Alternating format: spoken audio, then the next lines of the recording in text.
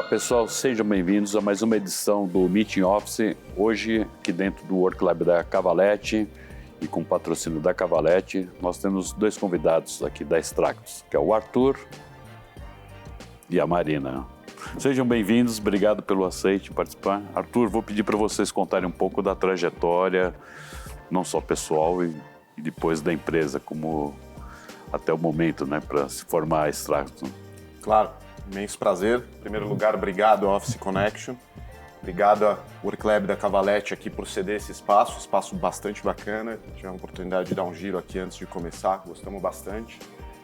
Espaço que consegue mostrar bastante tendência, bastante opções. Acho que para a gente que está dentro desse mercado corporativo é sempre muito importante. Então, em primeiro lugar, obrigado, bom dia para todos.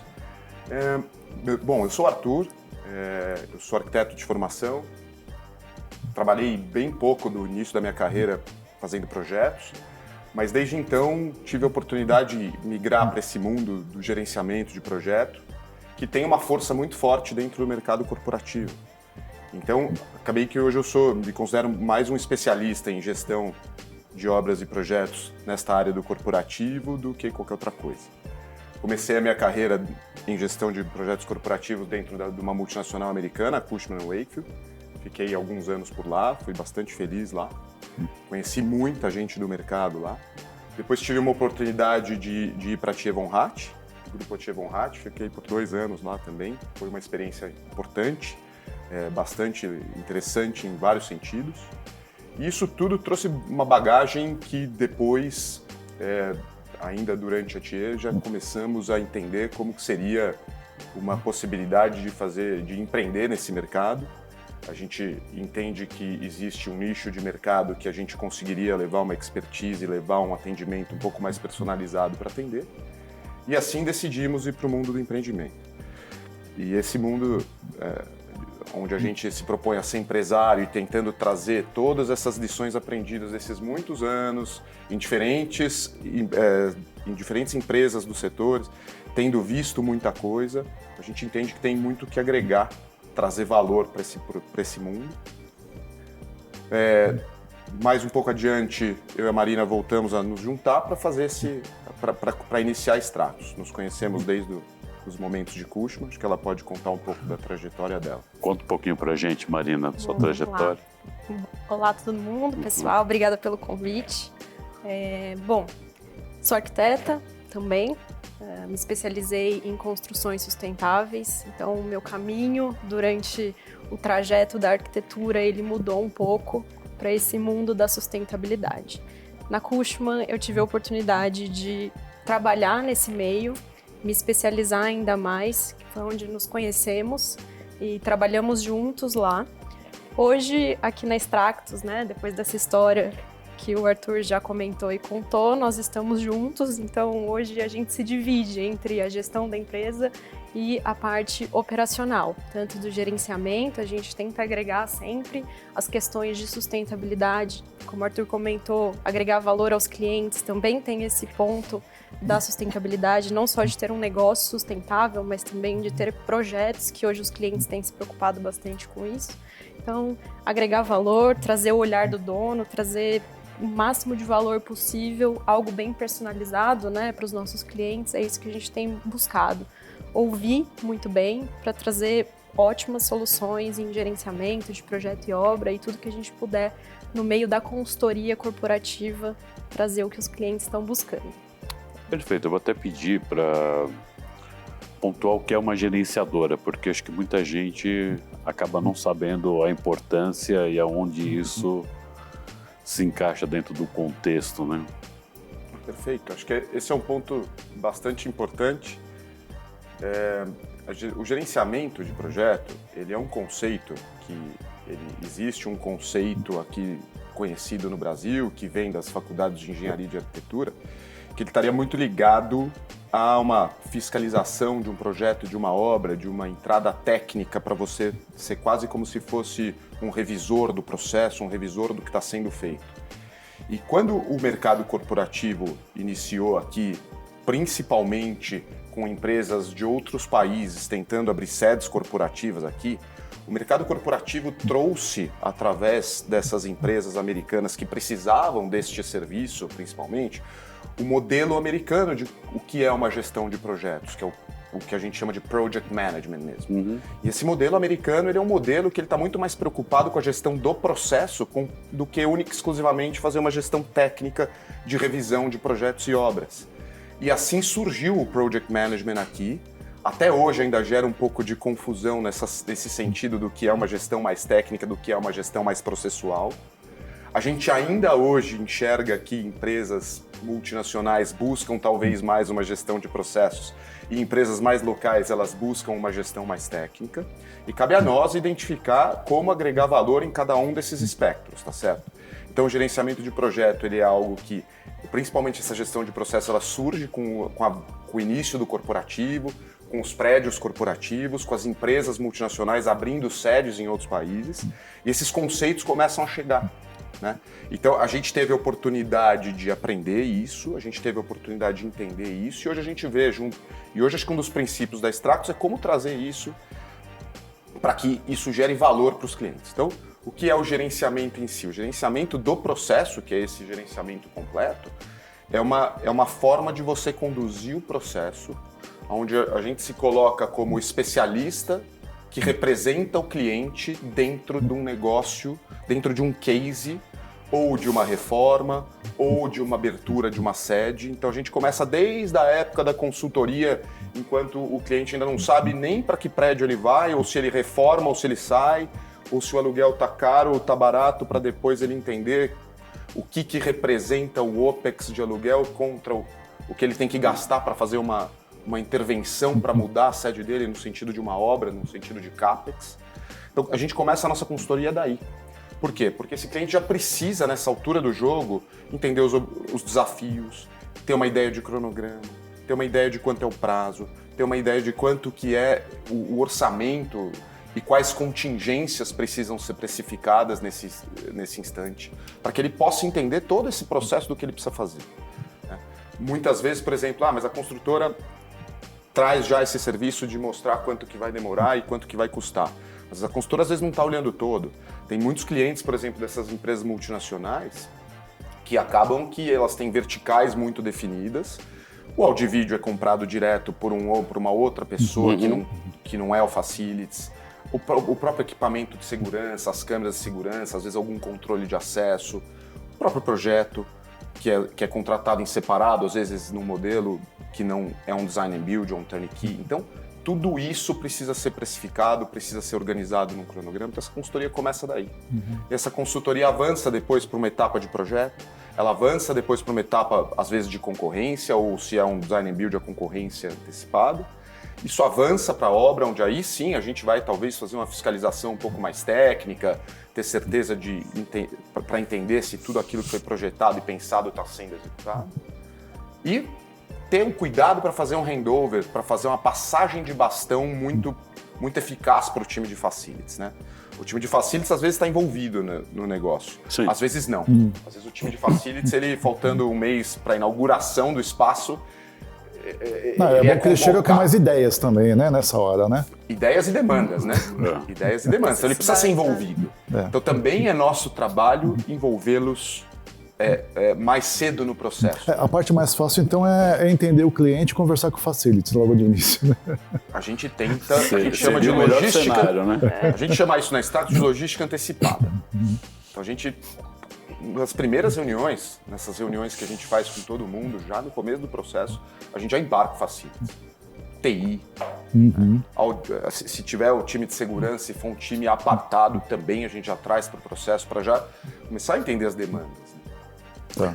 Agora, quem acaba contratando vocês? A construtora, o cliente? Essa pergunta é muito interessante porque, na maioria das vezes, o cliente final que nos contrata, tá certo? Esse cliente final, ele nos contrata, até porque, quando está no começo do processo, é muito natural que ele nos contrate. Mas a gente tem visto um movimento, até numa estratégia de um B2B, de algumas empresas já contratadas e precisam de alguma expertise que dentro deste processo nós temos, essas empresas também nos contratam para ser parte delas dentro do negócio, né? Então, nós temos hoje clientes finais que têm um contrato guarda-chuva, por exemplo, e que existe o gerenciamento dentro de um desses serviços que ela precisa ofertar para pegar o guarda-chuva, só que às vezes a especialidade dela no guarda-chuva é outra. E aí ela terceiriza ou quarteiriza conosco o gerenciamento de projeto. Então hoje nós temos um projeto na região de Campinas que é um pouco nessa linha. É uma empresa que nos contratou, ela vende o serviço de gerenciamento e nos subcontrata para entregar o serviço de gerenciamento. Então temos visto esse tipo de demanda crescer.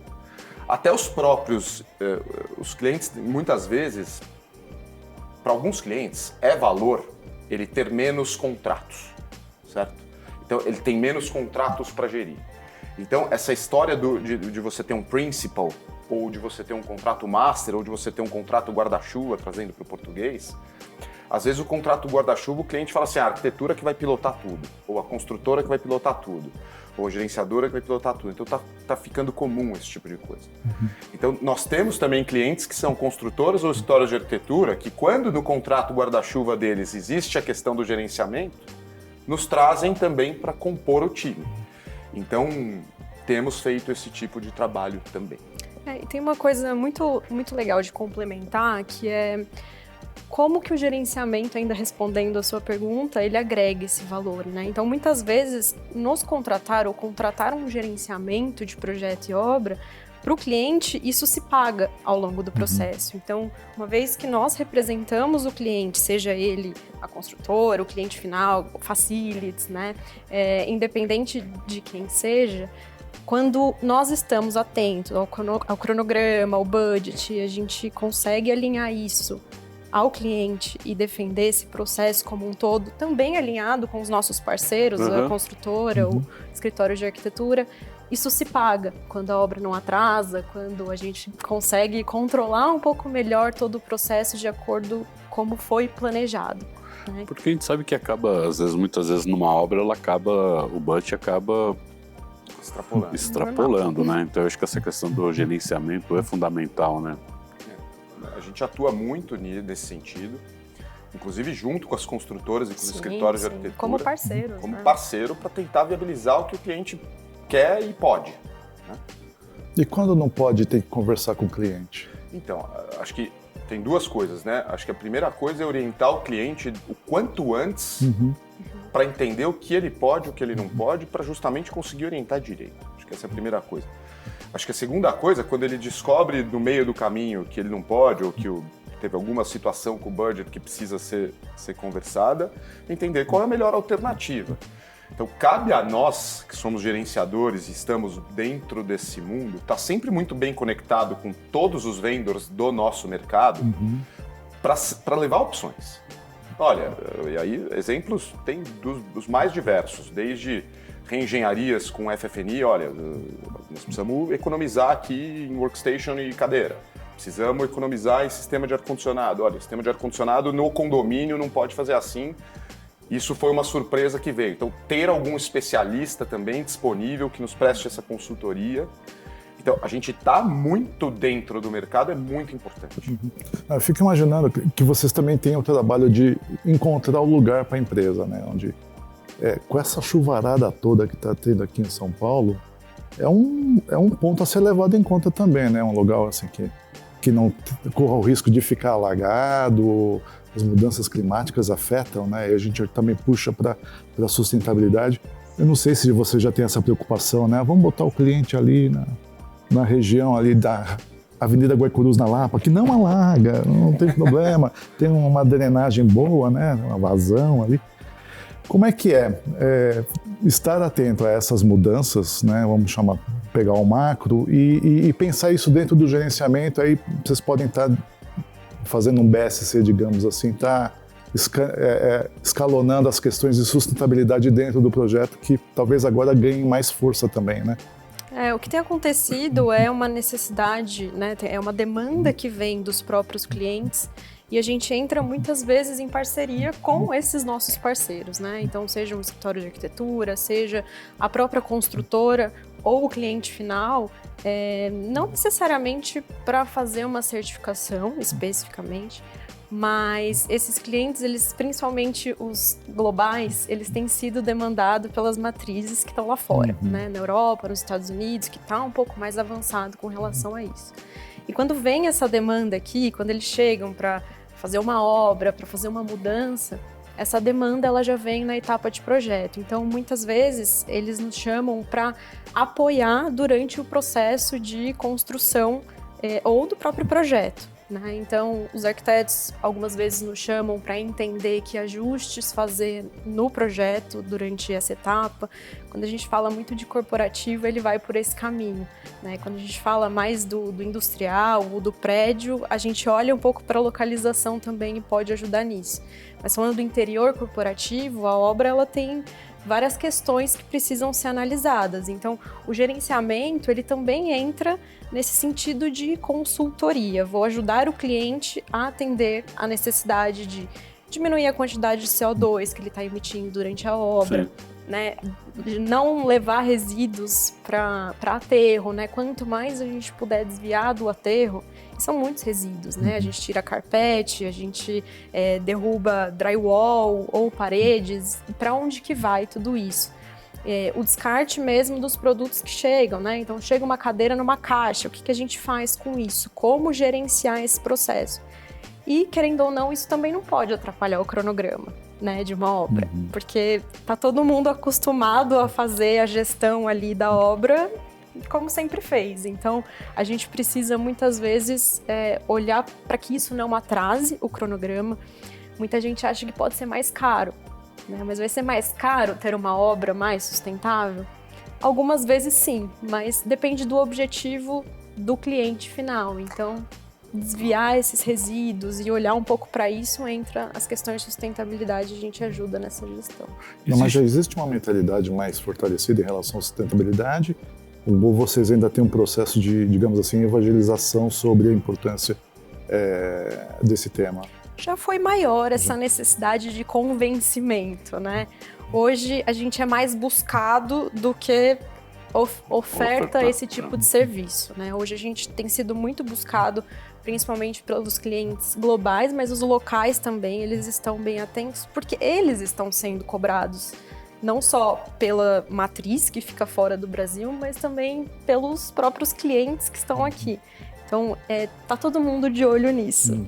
Então, hoje a gente tem sido mais buscado para ajudar a dar uma consultoria em como ajustar a etapa de projeto e obra com esses itens de sustentabilidade. Acho que eu vi um post teu no LinkedIn falando de uma pesquisa da PwC, que acho que 98% dos investidores, se eu não me engano, veem greenwashing nos contratos, dos relatórios, se eu não me engano, né?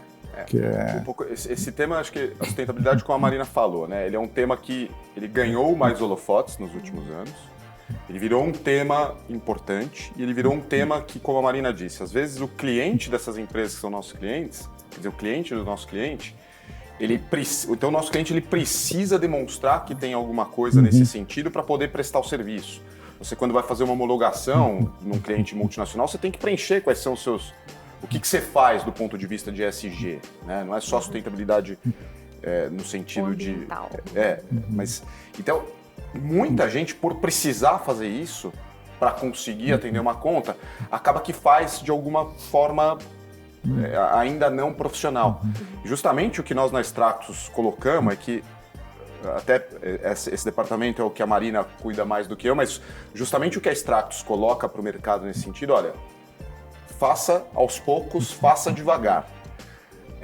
É mais bem reconhecido você fazer menos coisa e o que você fazer de verdade do que você tentar mostrar que você faz uma coisa que na verdade você ainda não faz, você está só mostrando o que você faz. Então, a gente na Extractus, a Marina conduz muitos contratos que a gente tem de ESG com esse critério. Olha, o que a gente for mostrar para o mercado é o que é verdade, é o que você de fato está fazendo. Vamos fazer um planejamento para que a gente suba um degrau por vez. Uma empresa que nunca pensou em sustentabilidade, achar que ela vai ser a maior inovadora em sustentabilidade em 6 meses, não vai acontecer, né?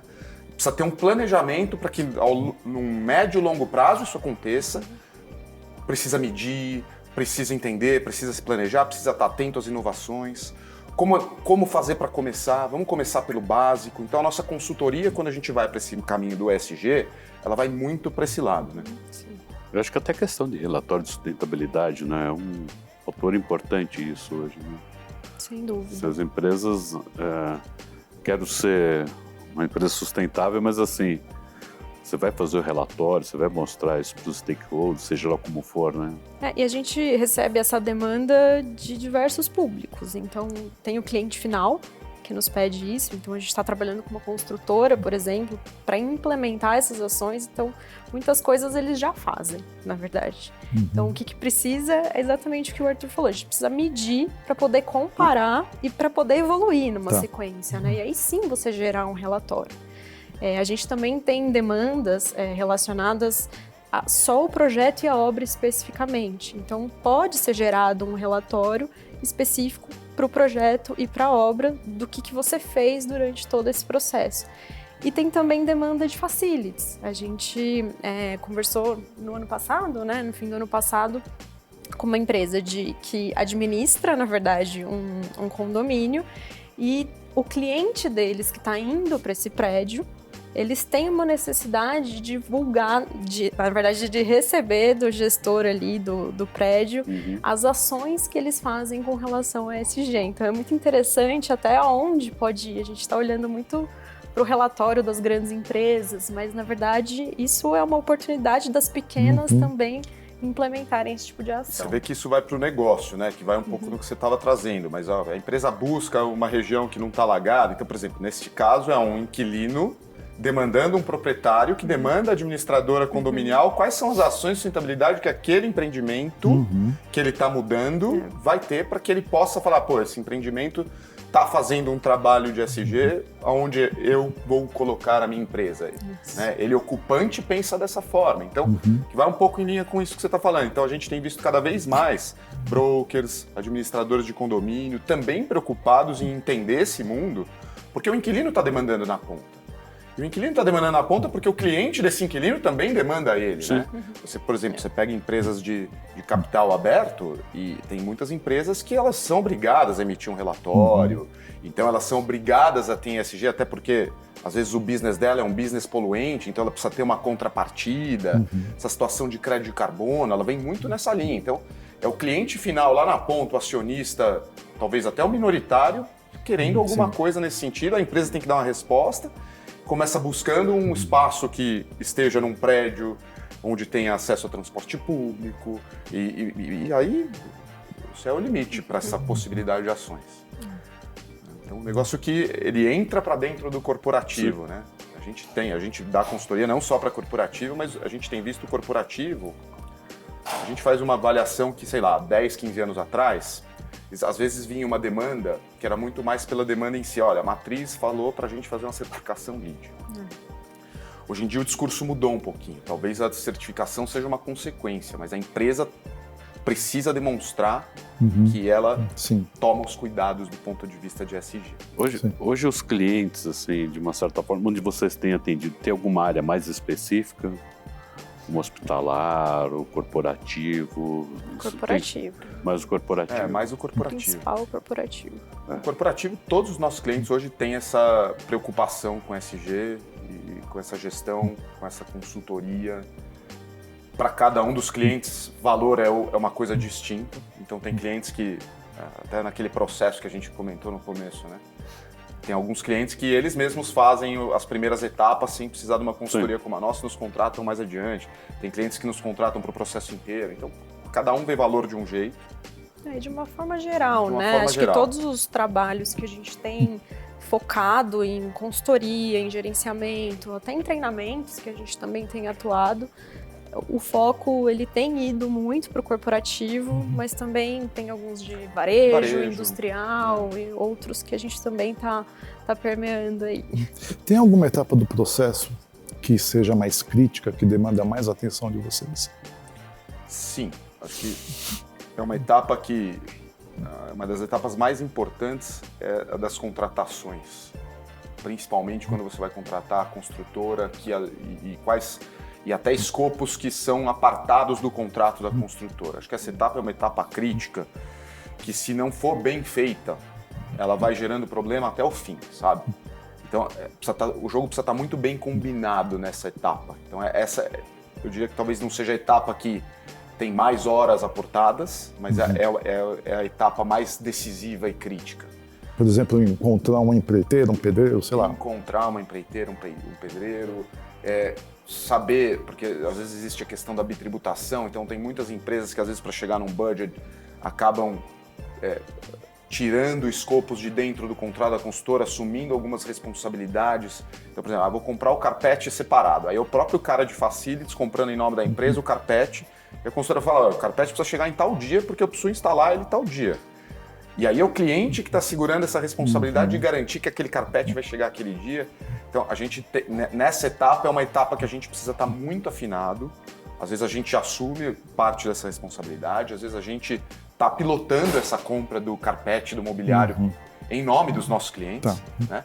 Então, essa é uma etapa bastante crucial de casar tudo isso, sabe? De ter certeza que nós estamos recomendando a consultora certa para o cliente certo, na hora certa. Às vezes o mercado ele oscila bastante, então tem gente que às vezes está com muito trabalho, tem vezes está com menos trabalho. Por isso que a gente precisa estar sempre muito conectado com o mercado, sabe? Precisa estar com essa informação na ponta da... E dependendo da construtora ou do escritório, eles também têm o foco deles, né? Foco em metragem quadrada, foco em várias especificidades que, dependendo do cliente, talvez aquela consultora nem tenha interesse em atender, porque não é o foco deles, né? Não é o que eles costumam atender. Então, ter esse olhar, estar em contato com esses fornecedores antes, até para entender até onde eles querem chegar ou eles podem naquele momento, é importante para ter esse sucesso com o cliente no fim das contas, né? Eu acho que é uma coisa que é por isso que foi a minha primeira pergunta, né? Defina o que é uma gerenciadora, porque assim, eu sei que muita gente do nosso segmento, né, sabe o que é, mas quando você fala com facilities, que é um ouvinte do nosso programa, né? Ele não tem a menor ideia, talvez, do que esteja acontecendo, né? Não, sem dúvida. Lógico, tem suas exceções em várias posições, em várias companhias, todas, mas em algumas a gente percebe que eles não têm esse conhecimento, não sabem dessa importância. E do benefício que traz essa relação, dentro né? da relação. Sem dúvida. Sem dúvida. E vocês têm total razão no que vocês estão colocando. Tem facilities que, até pela essência do que ele faz, ele não se atenta a isso. Tem outros que sim se atentam, já sabem muito bem o que é o serviço. E, inclusive, já são os próprios... Eles são, muitas vezes, os nossos clientes finais. São eles que demandam a gente, muitas vezes. Mas tem facilities que eles não entendem por não saber mesmo, assim, por ser... E acho que vale lembrar que também tem um olhar de algumas pessoas que somos uma espécie de auditoria, digamos assim, né? Que você vai lá apontar o que está errado, gerar um relatório, e não é isso. Na verdade, a gente precisa agregar todo mundo, né? Para o objetivo final, que é o cliente ele receber o que ele contratou, o que ele precisa, ele ficar feliz no fim do processo com todos os players, né, com todos os parceiros. Então, a gente não está ali para auditar e para apontar ninguém, mas a ideia é que a gente trabalhe junto para conseguir chegar no objetivo final do cliente sair feliz, e ele pode ser, inclusive, a pessoa de facilities. Sim. Tem uma tendência interessante disso que ela falou, complementando, que é o seguinte: eu lembro que, 15 anos atrás, quando você falava em project management, desse padrão de gestão de processo, do processo como um todo, era muito uma iniciativa preditiva, onde tinha um processo definido e você encaixa o seu negócio nesse processo para garantir que ele vai funcionar. E isso muitas vezes dava certo, muitas vezes tinha algum percalço dentro da própria linha do tempo do negócio, mas isso mudou muito. A tendência hoje em gerenciamento de projeto é muito mais o agile, né? São metodologias ágeis de gerenciamento de projeto. Tá. E qual é o conceito básico da metodologia ágil? É você gastar tempo no que gera valor para o seu cliente. Então, ao invés de você fazer todo um processo, às vezes tem clientes que falam assim, você fazer um super cronograma em gráfico de Gantt, onde você vai perder 3 horas, às vezes para ele não é valor. Ele quer ver os milestones. Para ele faz mais sentido você mandar por e-mail 3 milestones importantes. E como você está fazendo tracking e o acompanhamento daquilo, do que você perder horas no escritório fazendo um gráfico gigantesco. Tem alguns outros clientes que vão entender que para ele valor, ele quer entrar no detalhe e aí, portanto, o gráfico gigante vai ser útil. Então hoje, acho que, qual que é a tendência hoje, já entrando um pouco nesse papo de tendência, né? Em gerenciamento de projeto é você entender o seu cliente, escutar muito bem ele, tentar extrair aquilo que ele está te falando, para você entender o que ele precisa, que às vezes é diferente do que ele quer, né? E aí sim você agregar valor para esse seu cliente. Acho que esse é o... Como é que é inovar no gerenciamento? Inovar no gerenciamento vai muito em linha de entregar esse valor final. E que isso significa, por exemplo, a gente estava num call na sexta-feira com um cliente que está fora do Brasil, que para ele inovar é que tipos de acompanhamento você pode ter, por exemplo, em time-lapses, em fotografias. Isso já não é nem uma inovação de agora, mas... Não, isso já se utiliza. Já é algo que já existe, mas hoje para ele aquele valor, e ele queria falar quais são os tipos hoje de time-lapses que vocês têm. Então não é se tem time-lapse, é qual é o time-lapse que você tem aqui. Então, acho que depende de cada um. Tem outros clientes que não, cara, preciso do relatório diário de obra ainda num PDF e tá tudo bem também. Tem outro cliente que fala assim, eu preciso saber como é que tá o andamento das minhas coisas. Não adianta você me mandar PDF que eu não vou abrir, manda no corpo do e-mail. Então, o inovar, ele tem muita ferramenta nova disponível, tem muita opção de ferramenta disponível, de formatos de como fazer gerenciamento, mas eu acho que o crucial é você entender o que o seu cliente precisa para que ele receba valor. Tá, porque você não vai se perder nessa oferta tão grande de tecnologia, né? Não vai se perder.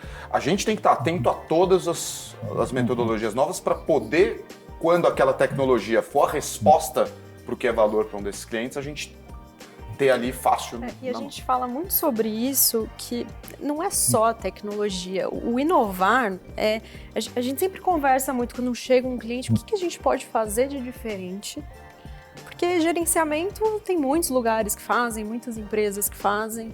E o que a gente pode fazer de diferente? O que a gente pode entregar diferente de valor? Então, para além da tecnologia e de ferramentas, eu acho que essa chavezinha aí de ouvir o cliente e tentar extrair ao máximo o que ele precisa naquele momento, de certa forma, para nós, isso é inovar, porque a gente consegue atender melhor.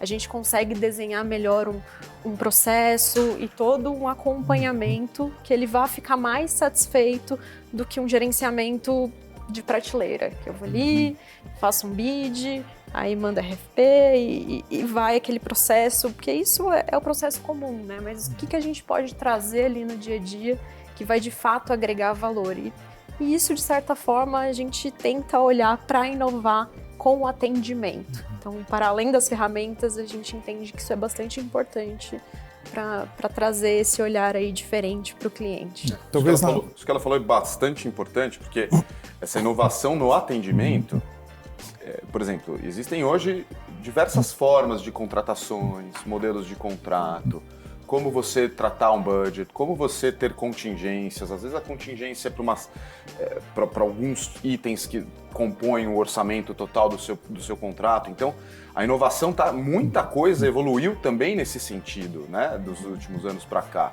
Então, por exemplo, a gente, uma multinacional, uma Big Tech americana que a gente acabou de atender agora, ela dentro, né, se o contrato é de empreitada, se um contrato é um PMG, então tudo isso está dentro. E ela fez uma mistura de um contrato de empreitada com um contrato de PMG. Então uma parte era PMG, uma parte era empreitada e deu super certo. Então inovação também é a gente ver essas inovações e entender isso até para levar para outros clientes que precisem disso. Porque às vezes o projeto está super maduro em alguns pontos, mas ele não está tão maduro em outros, no momento em que você precisa fazer a contratação. Então, cada caso é um caso. Eu acho que hoje você fazer tailoring para quase tudo. Então, qual o modelo de gerenciamento de projeto? Depende de cada caso. Acho que hoje, mais ainda, hoje que você tem ferramentas não só tecnológicas, mas contratuais, oferta de imobiliário, oferta de arquitetura, tem para todos os gostos. Então, cabe a gente tentar compor o melhor modelo para cada cliente. Tá. Vocês fazem uma curadoria aí. Curadoria de tudo. E às vezes nessa conversa com o cliente é que vocês descobrem, ou o cliente descobre alguma coisa que ele precisava, não sabia, e que talvez seja um ponto de inovação ali, alguma Sem coisa, dúvida, né? Sem dúvida nenhuma. Às vezes até as perguntas, às vezes, como a gente falou, né? Às vezes as construtoras ou as próprias arquiteturas que nos contratam, também a gente leva para eles pontos que às vezes eles não estavam antecipando, né? No sentido de...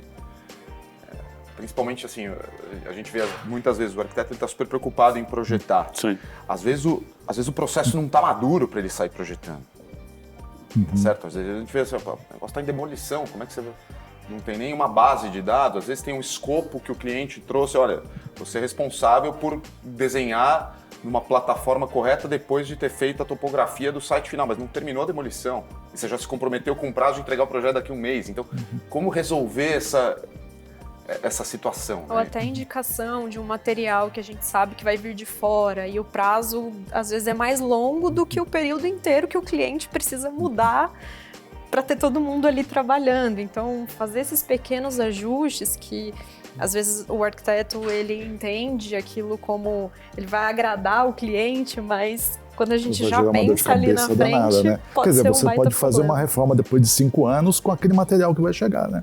Sim. Né? Alguma coisa que Esse pode é o fazer. ponto. E fica pagando aluguel durante 5 anos. Então, acho que é aí que a gente precisa ter a percepção do valor. Ela abrange muitas coisas, né? Você falou do arquiteto que quer projetar. Como é que você vê a preparação para trabalhar na área de vocês? Esse preparo, esse profissional. Tá fácil encontrar, tem que preparar, tem que treinar, tem que capacitar mais gente do mercado?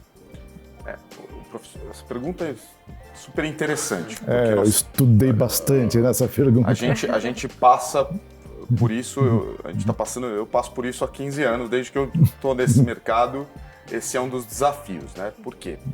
Porque geralmente os nossos profissionais que compõem a nossa equipe, principalmente de gerenciamento, mas sustentabilidade também, eles são na maioria arquitetos ou engenheiros formados, que às vezes trabalham como projetista e tem que dar um shift um pouco na cabeça, porque você está mudando de lado da mesa, né? Você passa a ser o cliente de uma arquitetura ou de uma construtora, às vezes parceiro, às vezes você não é só o cliente, você é o parceiro, mas de fato muda um pouco a cabeça, né? Então a gente tem, eu diria assim, a formação de um gerente de projeto, ele vem formado, mas ele precisa começar a entender o que é gerenciamento, quais são as ferramentas, qual é o posicionamento. Você não é responsável por projetar. Então, às vezes a gente pega muitas vezes pessoas que saem do escritório de arquitetura e querem virar gerente de projeto, por qualquer que seja, por qualquer circunstância, e ela vem ela vê um defeito no projeto, algum erro no projeto, ela quer interferir naquilo, mas aquilo não é a nossa responsabilidade. A nossa responsabilidade é falar, arquiteto, identifiquei que tem alguma coisa aqui, você pode... E às vezes a gente tem essa mania de querer dar a solução, de querer entrar na solução, e não é o nosso negócio. Nosso negócio é ter certeza que o arquiteto vai dar a solução dele, né? Então, essa interação, conseguir fazer essa pessoa entender, demora um pouquinho, é uma formação que a gente está acostumado a fazer, né? Hoje tem pessoas, inclusive, que trabalham conosco, que foram formadas por nós e já desempenham um papel bastante importante e hoje formam outras pessoas, né? Então, acho que a gente vem assim. Tem pessoas que, às vezes, vêm trabalhar conosco que já vêm prontas porque já fizeram isso em outro lugar. Tá. Mas é um pouco disso. Tem uma situação também de entender se a pessoa... Porque tem um perfil muito, muito claro para projetos internacionais e outro muito claro para projetos locais. Então tem um pouquinho de adaptação do perfil da pessoa também. Tem a questão da língua inglesa. Tá. Tem clientes, esses clientes multinacionais e onde o seu cliente ele está nos Estados Unidos ou na América Central ou na Europa, a língua inglesa passa a ser fundamental, né? E existem cursos, existe pós-graduação em gestão e gerenciamento, mas a gente entende, principalmente quando a gente está conversando com um candidato para um projeto específico, que muitas vezes, mais do que a experiência técnica, que ela é super importante, relevante, saber o processo do PMI, entender como que funciona, todas as etapas, é importante. Mas ter soft skills, né? Fazer uma gestão de pessoas, conseguir fazer uma gestão de conflitos, muitas vezes, entre o condomínio e a construtora, entre o projetista de arquitetura e a construtora. Então, são muitos players para você fazer uma gestão, né? Então, ter uma pessoa que ela consiga fazer gestão de equipes e de pessoas é um ponto bastante importante. Ter uma boa comunicação. Para essa sua Sem pergunta. dúvida, são pessoas, né? Fundamental. O técnico, ele é fácil até. Você encontra um curso, você encontra na experiência mesmo, né? Ter a paciência de treinar, de ensinar. Tudo isso ele agrega ao conhecimento técnico e a um certificado, né? O próprio PMI traz isso, né? O PMI hoje ele traz que ele mudou muito do PMBOK 6 para o PMBOK 7. No 7, quando ele traz essa situação do Agile, ele traz também essa situação de negociação, né? Então hoje, mais do que você calcular quantas partes interessadas tem, ou canais de comunicação, ou fazer aqueles cálculos preditivos que o gerenciador fazia há 15 anos atrás, ele está preocupado de saber se você consegue fazer bem uma negociação. Nossa, não, e às vezes no projeto você tem um outro stakeholder que é a comunidade, né? Que é o entorno, né? Sem dúvida. Como é que você lida com isso também? E sobre isso, eu tava aqui na minha mente agora o treinamento que a gente deu para aquela empresa do varejo, é uma empresa muito grande aqui no Brasil, do ramo do varejo, e a gente deu um treinamento de gerenciamento de projeto e obra para os gerentes de projeto dessa empresa. Muitos deles eram mais júniores, inclusive, mas eles atendem as lojas do Brasil inteiro. E eles sabem como fazer o gerenciamento. O técnico eles tinham. Né? E a gente foi contratado muito para falar sobre essa questão do processo, como agregar valor, e eles estão representando uma marca. Sim. E quando a gente fala do Brasil inteiro, né, a gente estava até comentando aqui antes, existem uma cidadezinha super pequenininha que vai ter uma loja e ela precisa acontecer, ela precisa que o produto chegue até lá para a obra, né? Ela precisa de alguém que faça aquela obra. A mão de obra local às vezes tem essa dificuldade. Então, ter essa adaptação, né, de uma loja que é feita aqui em São Paulo é diferente de uma loja que vai ser feita no interior de alguma cidade do norte. Então, esses ajustes, eles são super importantes. Você olhar para o entorno e conseguir prever a legislação local, ela é muito diferente. Então, a gente também entra muitas vezes para alertar o cliente sobre isso. Então, a gente falou muito com eles sobre esse processo de aprovação em prefeitura, algum ajuste que você precisa fazer, se aquele material chega até lá ou não. Então, o gerente de projeto que está gerenciando uma obra aqui em São Paulo vai ser diferente do outro. Então, olhar para esse entorno e quem vai impactar, né? Que aquela obra vai impactar em quê? Na comunidade, nas pessoas e no cliente final. Então, isso tudo faz parte também. Experiência, né? Um usuário de varejo, que era esse caso, ele está em Manaus, a questão, por exemplo, do ar-condicionado. Não, sem dúvida. Ela tem que ter... Para que esse cliente tenha uma experiência e consiga realizar uma compra e tá bem ali no momento em que ele está tomando a decisão, se ele pegar uma loja quente, ele nem entra, né? Então, assim, ele deixa de consumir. Então, você vê como tá no valor final para o cliente essa situação, né? Dependendo da cidade, a marca é a principal empregadora também. Então, tem uma importância econômica e, assim, a família toda trabalhou lá, imaginando, né? Sem dúvida. Tem uma relação diferente ali. Sem dúvida. Outras situações que a Marina colocou, né? Às vezes os clientes falam, eu preciso mudar daqui a 4 meses. E às vezes tem alguma questão de legislação municipal que só aquilo não vai deixar. Mas espera aí. Então, a gente tem que entrar para dar esse tipo de consultoria também, né?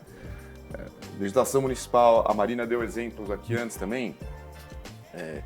Entregas de materiais em todos esses lugares do Brasil. Em quanto tempo isso chega e quanto tempo... Então, o arquiteto, às vezes, quando está projetando, ele precisa estar com essa cabeça também. Mas, poxa, mas como é que esse forro... A gente mesmo, nesse call da sexta-feira, o cara quer mudar no dia 2 de junho e o forro, ele nem contratou a construtora, ele está em rodadas finais ainda, e ele quer um forro que demora 90 dias depois da PO emitida. Essa conta não vai fechar. Então, ou vai ter que ser, ou vamos ter que mudar o forro, o cliente vai ter que mudar o forro para alguma coisa que chegue no prazo, ou ele vai ter que aceitar mudar em setembro e ter o forro que ele está. Então, assim, Percebe a importância na decisão quando você está projetando. Então, não ceder em algumas pressões, mas às vezes o cliente quer que eu desenhe em 10 dias. Poxa, então o cliente também tem que entender que se você em 10 dias desenhar um forro que vai demorar 90 dias, você também estava em 10 dias tendo que dar uma solução ali.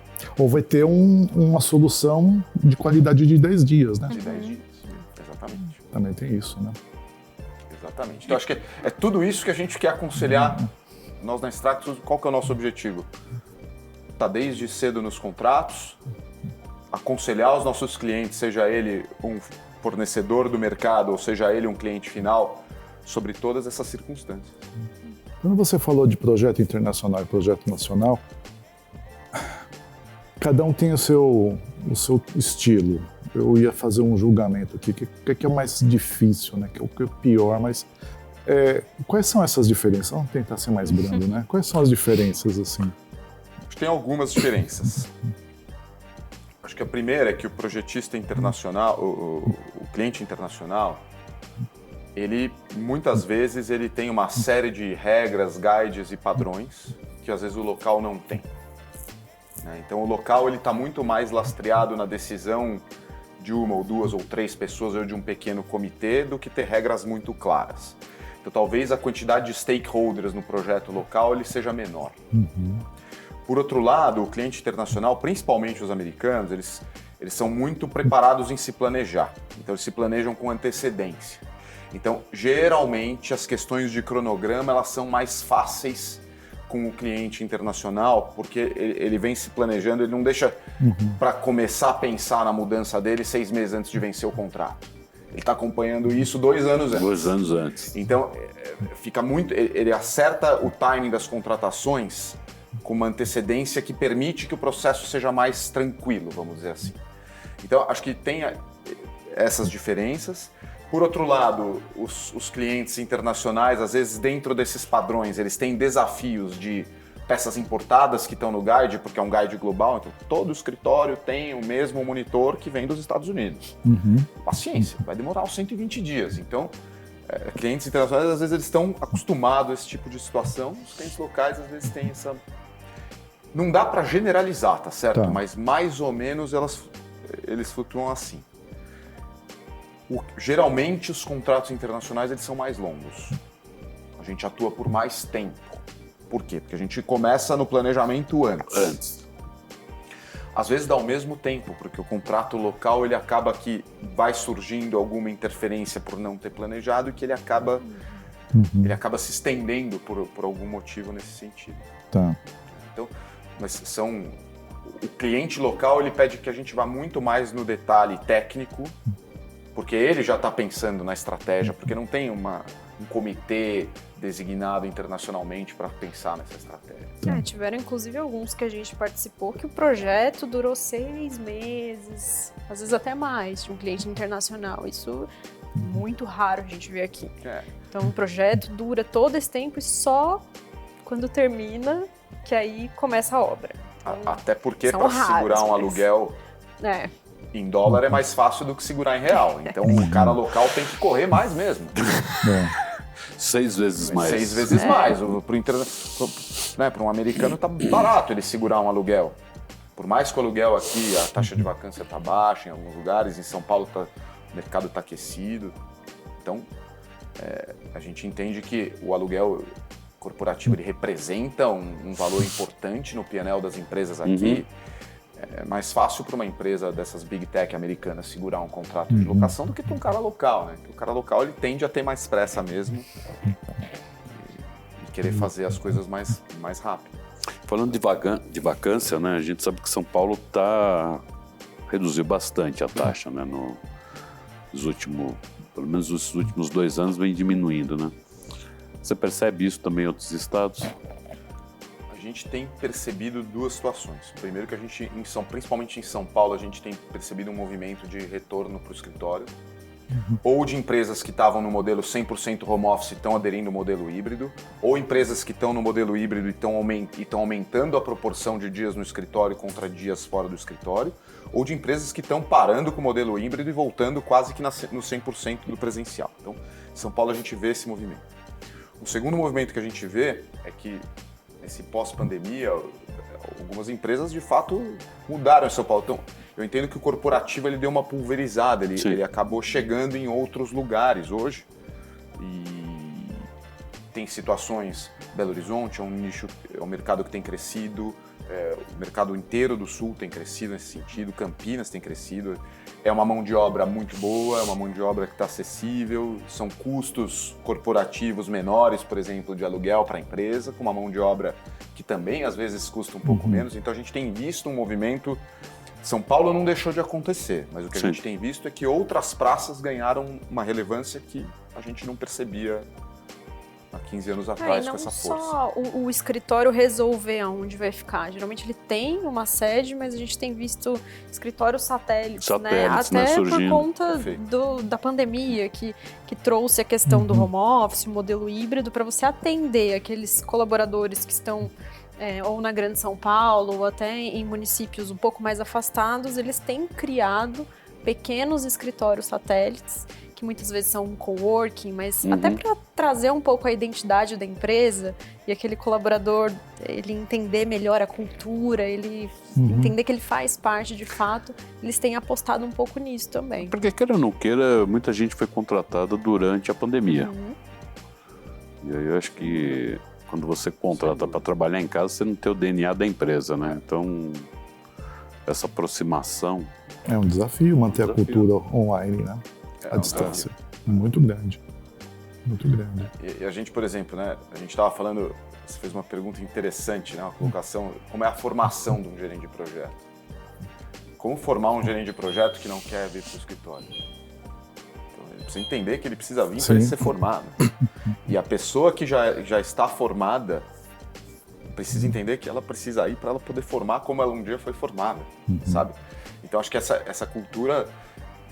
A gente na Stratos, a gente defende um modelo híbrido com uma presença boa no escritório para que a gente possa ter a possibilidade de ter o home office, de ter esse equilíbrio. Também a gente entende que o home office agrega para a qualidade de vida das pessoas, ela agrega no sentido de custo.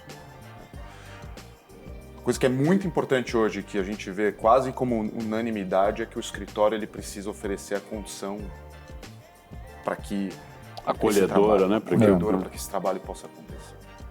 A gente tem visto muito esse movimento. E promover a integração, né? Tem uma troca muito rica nisso. Né? Tem isso. A gente já ouviu de pessoas assim, eu trabalho 100% em casa. E tem trabalhos que é super possível fazer isso, né? Então não dá para generalizar nada. A gente sabe que depende do que você faz. Você consegue fazer da sua casa e às vezes se você vai para o escritório, você não precisa falar com ninguém, então às vezes nem faz tanto sentido. Mas a essência do nosso trabalho, o serviço que a gente presta, a gente até vê, a dinâmica no escritório é outra.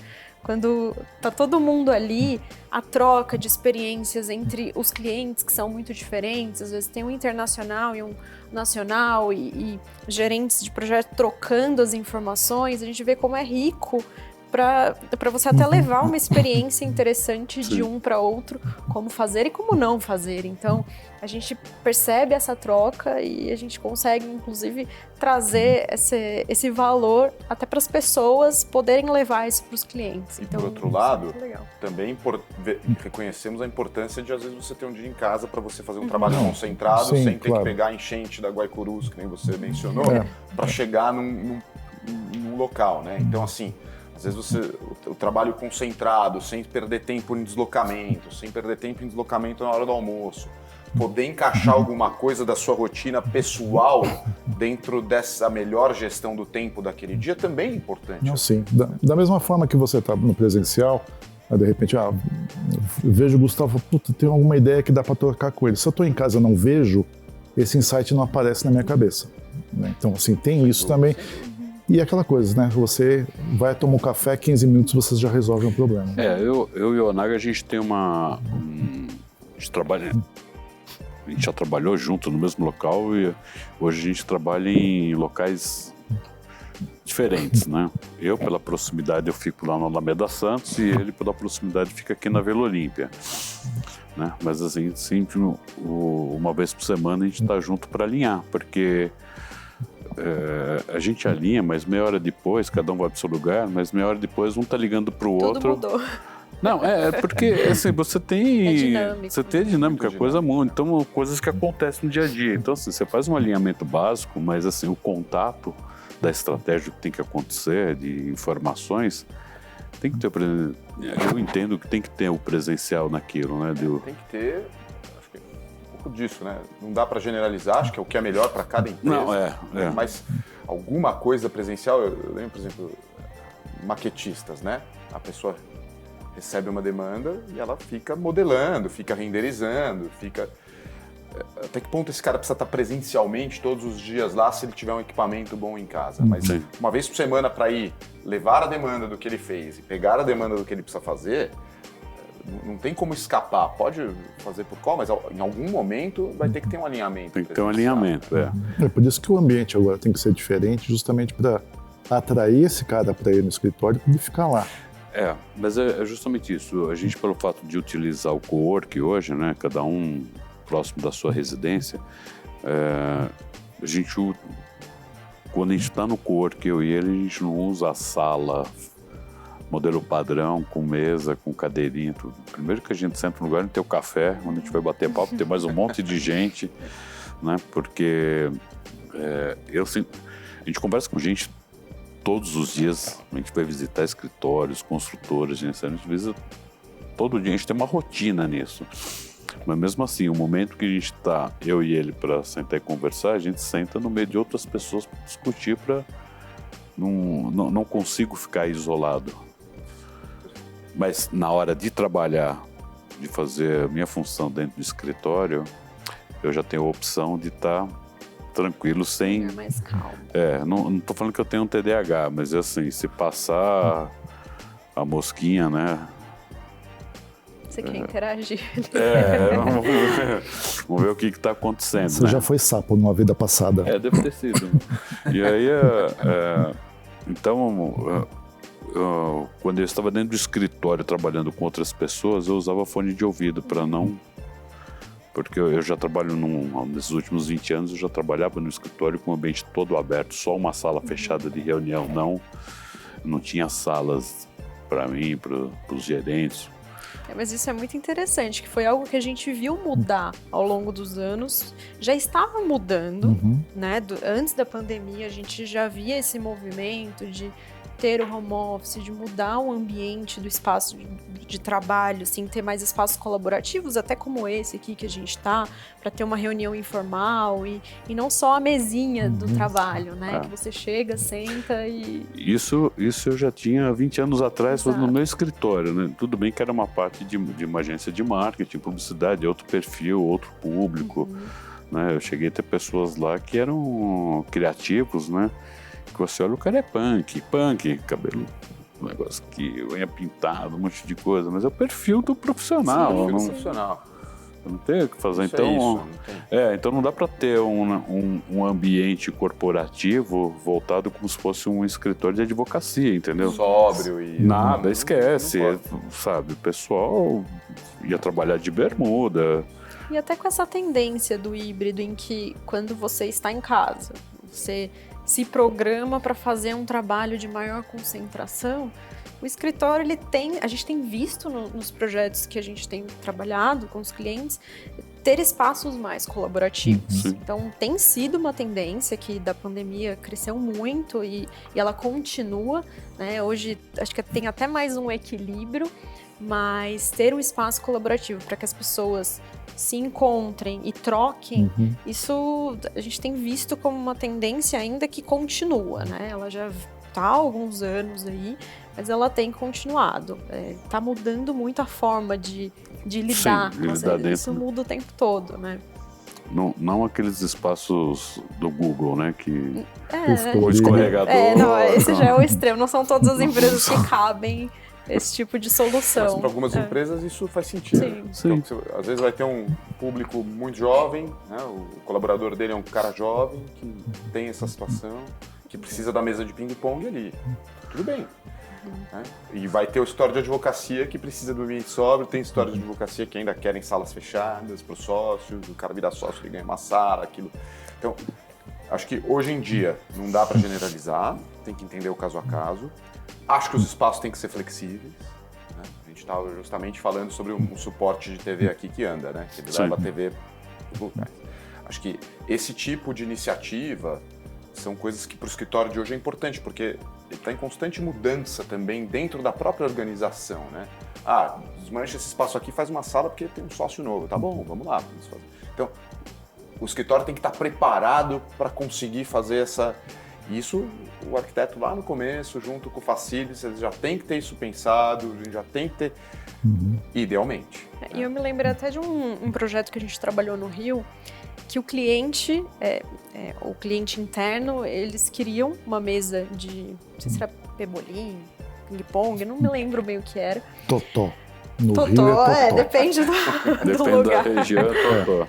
Mas eles queriam ter aquilo no escritório e nós, como gerenciador, e a gente estava fazendo um trabalho de workplace, de ajuda ali no espaço, antes até da contratação da arquitetura, e a gente percebeu que não era a cultura da empresa.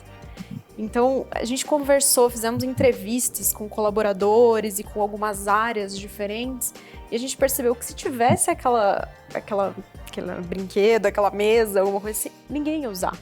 Porque o diretor ou o gerente, ele ia olhar aquilo como... O que vão pensar de mim, que não trabalho. Exato. Então, a gente até orientou, será que é isso mesmo? Vamos tentar um outro caminho? Será que não tem uma outra solução que faça mais sentido com a cultura dessa empresa? Que ainda você traga uma descontração, um espaço, mas que você vai colocar ali que é um negócio que não vai ser usado. Então, isso também faz parte do nosso trabalho ali, do entendimento. Conversar bastante com a RH também. Né? Isso, porque as tendências, elas são um pouco de moda também, mas não cabem em todo lugar. A gente tem que ter esse... A questão do briefing, né? Que é a parte fácil, que é entender o cliente, né? É a parte fácil. Mais desafiador. É a parte que se mal fez. Assim, né? Às vezes a gente pega assim, concorrências de design and build, onde os escritórios de arquitetura junto com alguma construtora ou numa única empresa ou fazendo uma joint venture chegam com soluções, já chegam com imagens, com 3D, com projeto. Na maioria das vezes dos processos que eu participei como gerenciador ou como consultor ou como qualquer coisa, ganhou aquele que acertou o briefing do que o cliente queria. Mais até do que preço.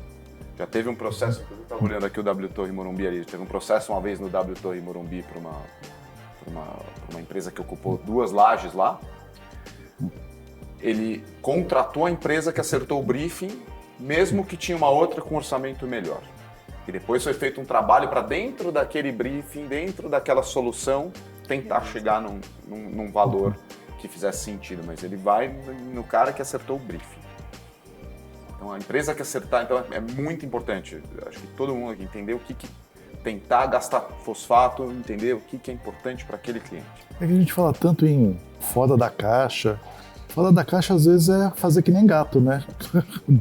Se não faz dentro da caixa, faz fora da caixa, né? Essa coisa de extrapolar, às vezes o ótimo é o inimigo do bom, né? Já escutamos também de clientes falando assim, quero um negócio completamente disruptivo, vai pensar igual. Ganhou o mais disruptivo. Né? Que é justamente essa situação do escorregador que ela trouxe aqui, que ela citou. Tem um cliente que a gente conhece que, ali no BRN One, que fez isso. O mais disruptivo foi aquele que ganhou. Então, esse briefing é importante no começo.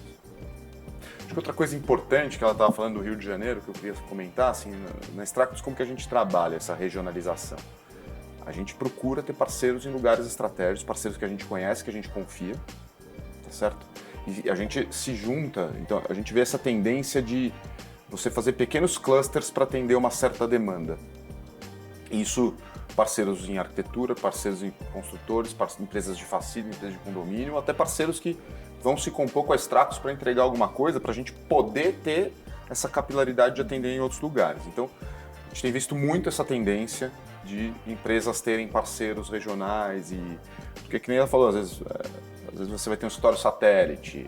O escritório satélite, às vezes, é uma empresa que essa empresa que tem sede aqui comprou e que precisa transformar. A gente vê muito esse movimento de M&A das empresas comprando empresas fora de São Paulo, né? Nesse eixo Campinas, isso acontece muito. Então, como fazer tudo isso? Como atender bem tudo isso, né? E às vezes, por exemplo, Rio de Janeiro tem questões específicas. Legislação de bombeiro no Rio de Janeiro é uma questão específica. Se não tiver alguém com know-how específico para tratar daquilo, talvez você possa ter dificuldades. Então, precisa ter esses parceiros regionais, né? O próprio custo de deslocamento, para você visitar, fazer uma fiscalização de uma obra em Manaus, que a gente estava falando, ou em Fortaleza, é muito caro, isso sai caro. Então, fica mais fácil você ter um bom parceiro desenvolvido da região, você incentiva a mão de obra local, é um deslocamento a menos e a situação fica uma situação ganha-ganha para todo mundo. Sim, e não precisa tomar a vacina contra a febre amarela, né? Não precisa. Para Manaus tem que tomar. Para Manaus tem que tomar, é verdade. Botucatu também, tá? Ah, Botucatu também? Botucatu tão também. Perto, né? Tão perto, né? Mas... Isso. Gente, obrigado pela participação. Arthur, obrigado. Marina, obrigado. Está chegando ao fim aqui, né? Pois é. Obrigado. Obrigado a todos vocês que têm nos assistido aqui, acompanhando. Estive agora com o Arthur e com a Marina da Extractos. E sigam-nos a gente no canal do YouTube para acompanhar as novidades que vêm para os próximos programas agora para 2025. Obrigado, gente. Obrigado. Obrigado a vocês. Excelente o papo. Obrigada. Foi ótimo.